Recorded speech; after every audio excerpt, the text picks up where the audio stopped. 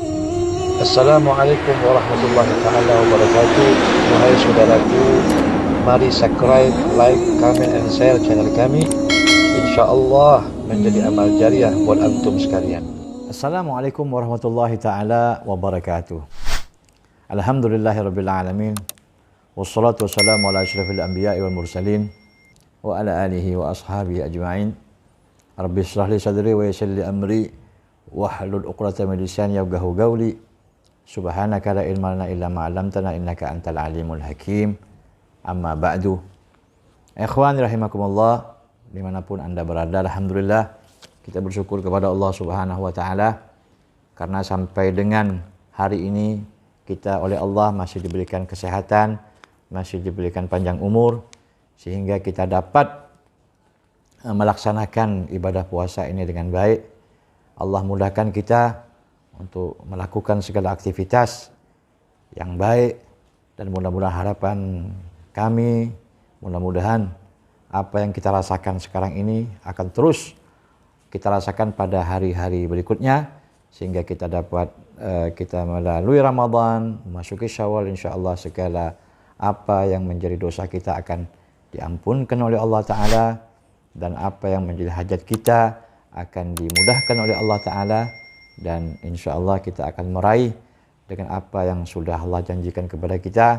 Ketika kita melaksanakan ibadah puasa dengan sungguh-sungguh, maka kita akan mendapatkan titel, yaitu titel orang-orang yang bertakwa kepada Allah Subhanahu wa taala.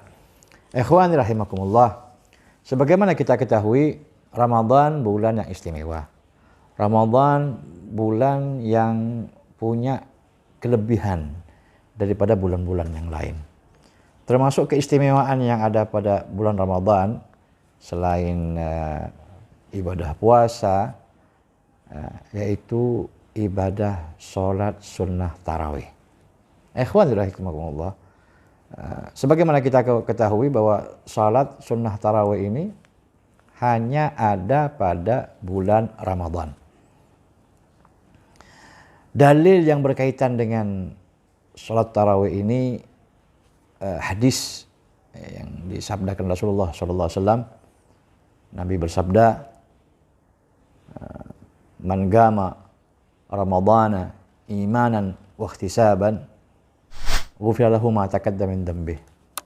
Barang siapa yang bangun tengah malam untuk melaksanakan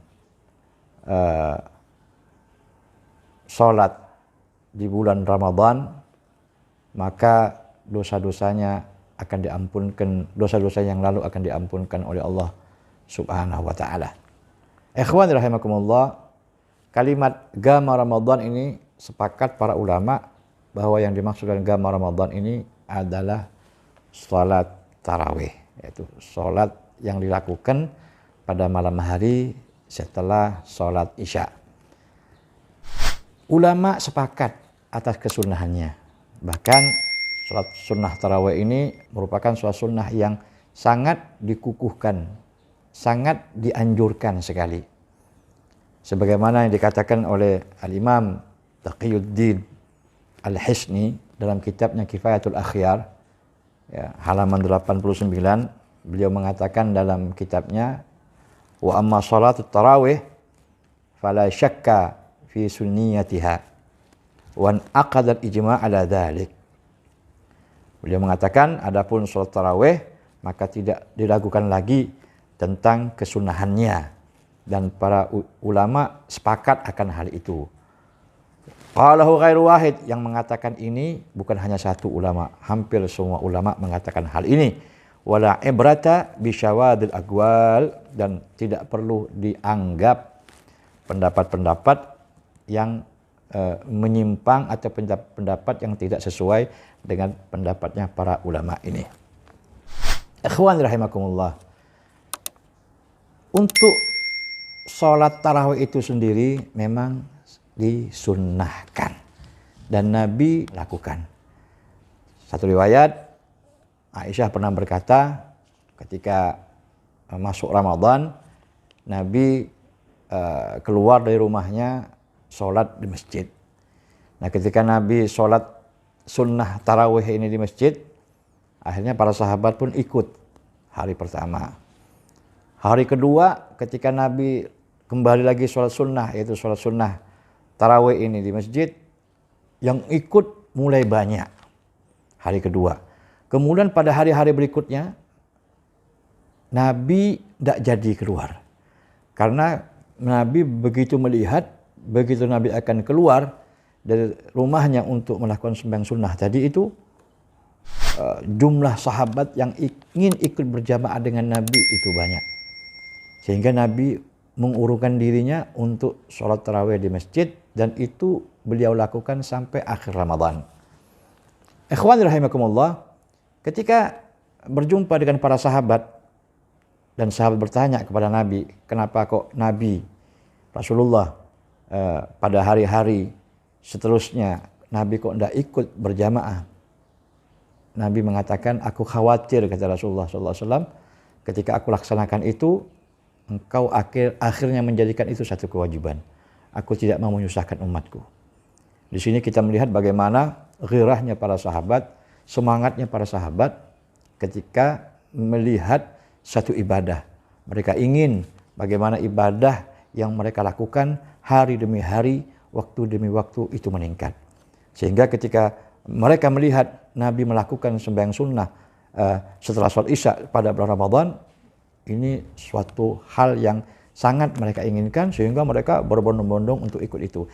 Karena tetapi Nabi tidak menginginkan akan hal itu. Bukan Nabi tidak mau sembahyang tarawih secara berjamaah, tetapi dikhawatirkan sepeninggal Nabi nanti ada pendapat-pendapat dari para sahabat dan seterusnya menganggap bahwa sembahyang tarawih yang dilakukan secara berjamaah itu adalah merupakan satu kewajiban, dan itu akan memberatkan kepada umatnya. Ikhwan rahimakumullah, memang untuk sholat tarawih itu sendiri memang sunnah dan Nabi melakukan itu. Tetapi ikhwan rahimakumullah, kalau untuk bilangan rakaat dari sembahyang tarawih itu sendiri, tidak ada satupun riwayat hadis yang menentukan tentang jumlah bilangan yang dilakukan untuk sembahyang tarawih ini. Baik itu mereka yang melakukan sembahyang tarawih itu 8 rakaat, 11 rakaat dengan witirnya, atau bagi mereka-mereka yang sembahyang tarawih itu 20 rakaat, 23 dengan witirnya. Tidak ada satupun riwayat yang datang daripada Nabi, dari Rasulullah SAW, yang menyatakan, yang menentukan tentang bilangannya. Nah, kalau untuk bilangan itu sendiri, kenapa kok para ulama, terutama mazhab kita Imam Syafi'i dan 3 mazhab yang lainnya selain Maliki, itu lebih condong mereka mengambil jumlah rakaat 20. Dari mana mereka mengambil itu semua? Itu semua mereka ambil dari yang dilakukan oleh sahabat Umar bin Khattab.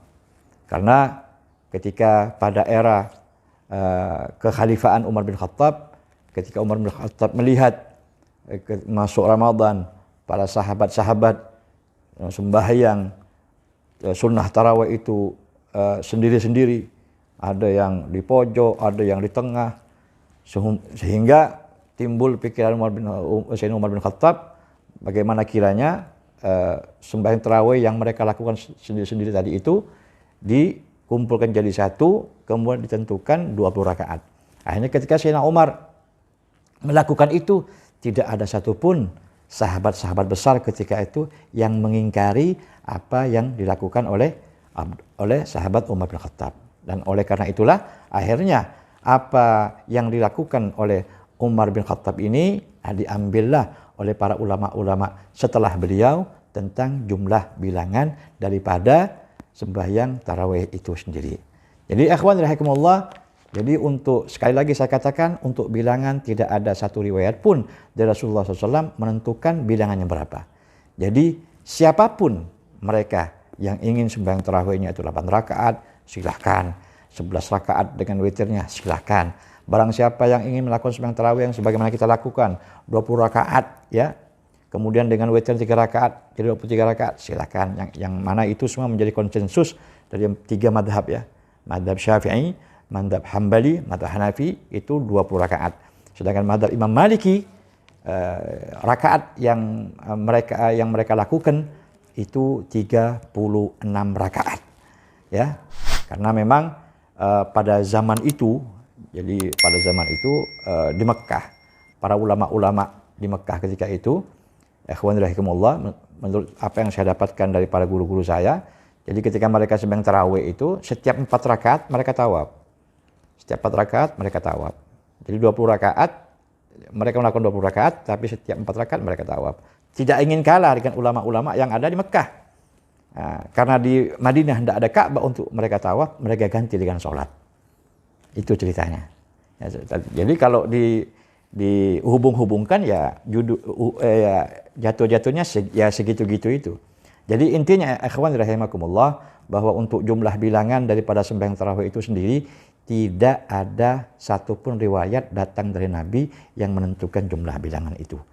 Ikhwan rahimakumullah, jadi satu keistimewaan di bulan Ramadan ini bahwa kita dihadiahkan oleh Allah yaitu sholat sunnah tarawih, yang mana Allah menjanjikan melalui lisan nabinya yang mulia bahwa barang siapa yang mendirikan sembahyang tengah malam di bulan Ramadan, yaitu sembahyang tarawih, ghufira lahu, maka diampunkan untuknya ma taqaddama min dzambi, dosa-dosa yang telah lalu yang dia lakukan.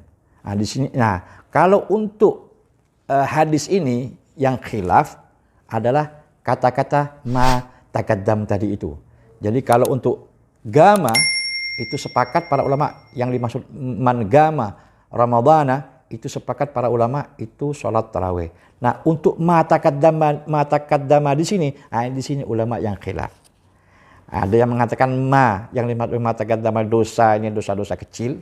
Jadi yang dimaksudkan bahwa barang siapa yang mendirikan sembahyang tarawih dengan mengharapkan pahala dari Allah, dengan dilandaskan iman dan mengharapkan ridha Allah, mengharapkan pahala Allah, maka dosanya akan diampuni. Kata Nabi, itu kata ulama. Ada yang mengatakan bahwa dosa yang dimaksud adalah dosa kecil. Tetapi ada ulama yang lainnya mengatakan enggak, semua dosa. Jadi yang ada pada taqaddama ini sifatnya umum, baik itu dosa kecil ataupun dosa besar. Ketika ada di antara kita yang melakukan sembahyang tarawih betul-betul khusyuk, takzim, khusyuk, kemudian mengharapkan ridho Allah, tidak yang lainnya, maka dosa-dosa kita akan diampunkan oleh Allah, baik itu dosa besar ataupun dosa kecil. Ikhwan rahimakumullah. Jadi intinya bahwa mari kita hidupkan malam-malam Ramadan kita dengan jangan sampai kita tinggalkan sembahyang tarawih. Karena tarawih ini memang khusus hanya ada pada bulan Ramadan, tidak ada pada bulan yang lainnya. Di samping juga dengan apa yang dijanjikan Nabi bahwa akan diampunkan dosa-dosa orang yang melakukan sholat tarawih itu. Oleh karena itu ikhwan rahimakumullah, jangan abaikan untuk ini, jangan jadi masalah jumlah bilangan. Silahkan Anda yang mau sembahyang 8 rakaat, silahkan. Bahkan mungkin ada yang mau sembahyang 2 rakaat, silahkan, tidak jadi masalah. Mau 20 rakaat, silakan. Yang 20 tidak boleh menyalahkan yang 8 rakaat. Yang 8 rakaat juga tidak boleh mengklaim bahwa yang 8 rakaat itu adalah merupakan jumlah bilangan yang dilakukan oleh Nabi. Karena berdasarkan satu hadis yang mengatakan ketika ada seseorang bertanya kepada Aisyah sembahyangnya Nabi Aisyah mengatakan bahwa Nabi itu sholat 11 rakaat di dalam Ramadan ataupun di luar Ramadan. Mereka beranggapan bahwa hadis Aisyah ini adalah hadis tentang jumlah bilangan 8 rakaat. Enggak. Jadi yang dimaksud dengan Aisyah bahwa Nabi tidak pernah meninggalkan 11 rakaat itu bukan tarawih, tetapi itu witir. Nah, jadi Nabi itu tidak pernah meninggalkan witir 11 rakaat baik di bulan Ramadan ataupun di luar Ramadan. Jadi keliru, jadi salah sebagian orang yang mengklaim bahwa hadis Aisyah ini adalah hadis yang menjadi dalil dasar bahwa tarawih itu sebetulnya 8 rakaat. Tidak. Jadi untuk bilangan memang tidak ada riwayat dari Rasulullah SAW. Walhasil apapun yang kita lakukan dari apa yang diperintahkan Nabi, lakukan. Apapun yang diperintahkan oleh Nabi, sembahyang sunnah dan lain sebagainya, lakukan. Apalagi keistimewaan yang ada pada bulan Ramadan ini. Kerjakan semua. Jangan tinggalkan. Jangan gara-gara kita tidak setuju dengan jumlah bilangan, akhirnya kita saling mengklaim, membenarkan diri, mengklaim diri yang paling benar. Jangan. Ikhwanillah, itu mudah-mudahan apa yang kita lakukan pada bulan Ramadan daripada sembahyang tarawih ini diterima oleh Allah SWT. Mudah-mudahan apa yang kita lakukan mendapatkan satu keridhaan daripada Allah SWT, dan akhirnya kita dapat menjalani itu semua dengan sempurna. Ikhwan rahimakumullah, ini yang dapat saya sampaikan untuk hari ini. Mudah-mudahan bermanfaat. Assalamualaikum warahmatullahi taala wabarakatuh. Terima kasih telah menonton video kami. Support channel kami terus dengan Anda klik subscribe, like, comment, and share agar kami semangat terus update konten-konten dakwah selanjutnya. Wassalamualaikum warahmatullahi taala wabarakatuh.